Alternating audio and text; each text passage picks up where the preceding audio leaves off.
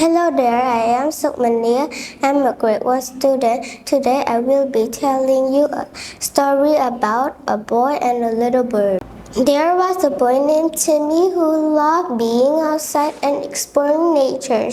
One day while walking in the park, he saw a bird with broken wings. Timmy felt sorry for the bird and wanted to help. He brought it home and made a comfortable nest for it in the shoe box near the window. Timmy took care of the bird by feeding it and gave it water every day. He even sang songs to make the bird company.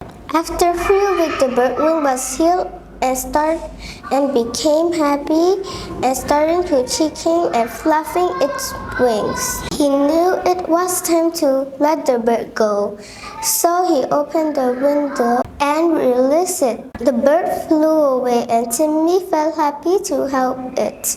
He learned even small acts of kindness can make a big difference on someone's life. Timmy promised to continue being kind to animals and nature and to help others.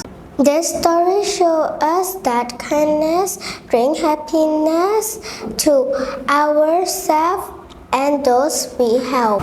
Well, that's it. Thank you for watching my video. Have a nice day.